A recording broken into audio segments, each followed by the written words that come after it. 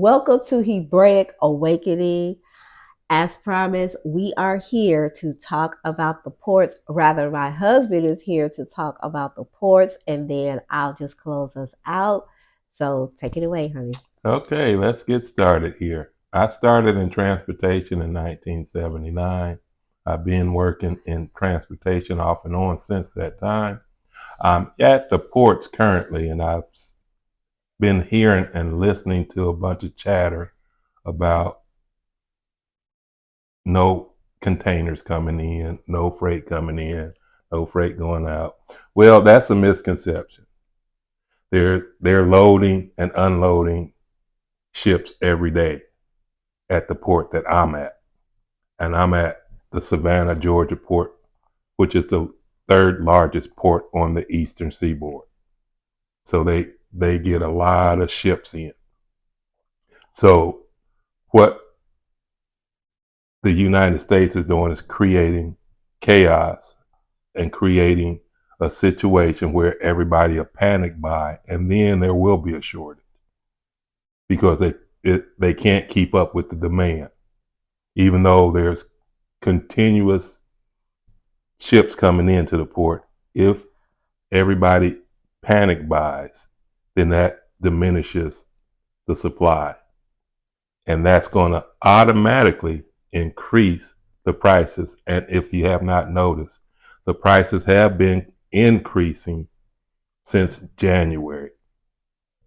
So with Trump announcing this tariff in April, that wasn't the beginning of the price increases. They've been increasing since the beginning of the year. And from my understanding, Trump just rescinded the tariffs and put it on hold for another 90 days.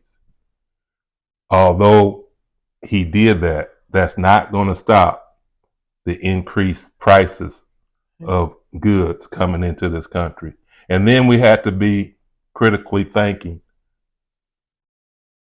There are already products here that have already been shipped in before the tariff was initiated.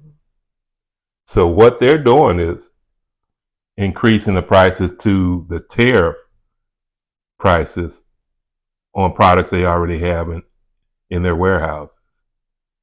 So don't think for 1 minute that we as consumers are not going to pay these tariffs. The suppliers are not paying them.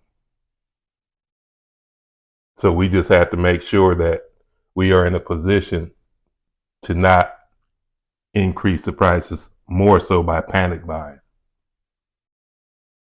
Do you have any questions? Well, we know people gonna panic buy. They probably already are. But do you foresee trouble down the line this year with stuff not being available, or do you think it's still going to be available? Because 90 days and say Trump say something crazy in China, you know, goes for the juggler. Do you see problems later on in the year? Well, first of all,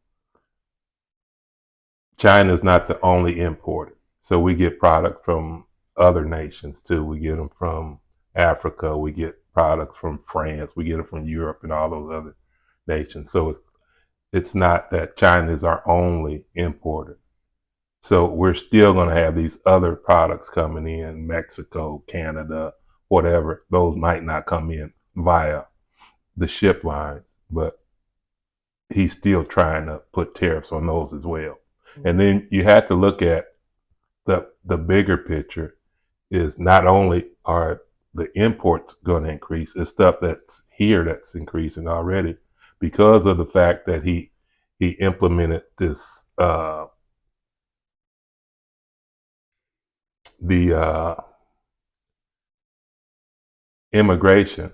Oh, When he yeah. did that created a different storm for us in the United States Mhm. because a lot of the ranchers and the farmers are affected by that because that's the Mhm. labor pool that they utilize.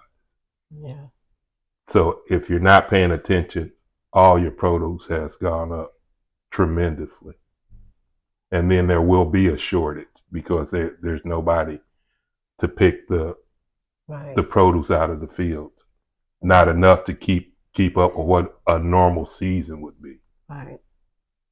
So that's another thing that we have to consider too. And since we import so many other goods from other countries, then they have leverage. Mm-hmm.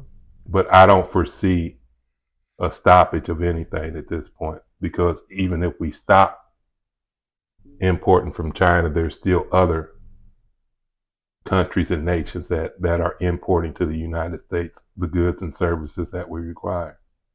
Yeah. So with the way things are, do you believe it's going to be a hard recession? It there's already a recession. There's been a recession, a continual recession since 2000, and each administration has put a little more on it. So now we have to, not only are we looking at the housing market Yeah. since the Yeah. pandemic, if you're renting a property, it's double. Yep. If you're buying a property, it's almost double because of the interest rates. So how long is that going to last? It's hard to say, but we know eventually it's going to have to come down because people Yeah. cannot afford to Eventually. live and buy these properties. So Yeah. that's something that's going to happen eventually. We just don't know when. Well, we shall see. I think with the way that he is so volatile, I'm thinking that it's just gonna be a mess by the time he leave office. But like I tell people, it's we learning that during these times of crisis, it's the best time to invest in the stock market when things are low.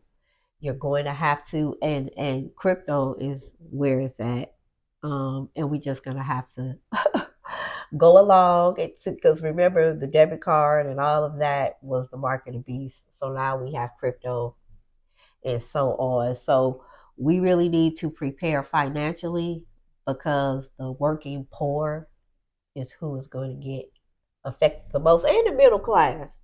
Like you, making $100,000 is nothing anymore. That's like making $30,000 $40,000 if you really look at it. So times to me are going to be harder.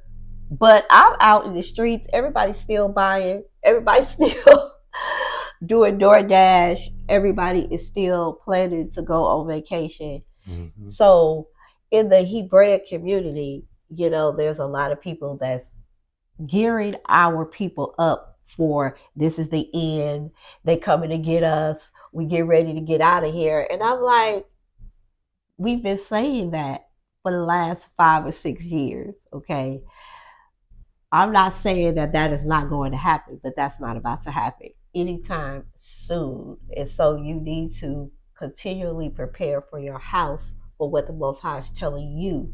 I believe it's your great grandkids that's going to really start to see the really crux of what technology has in store for the future. I think your great grandkids, when they get older, it's going to be wild out in the streets.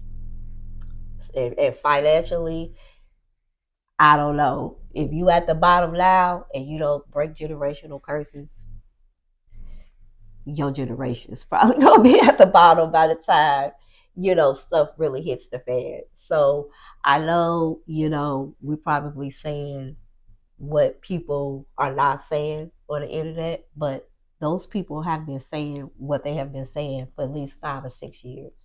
That we get ready to leave, the US get ready to go under, and it is not. So I challenge you to learn about finances and learn how it works. And yes, the US is crumbling, but that ing on the end of that word means that it is a continual process, that the US is not going to crumble all at once.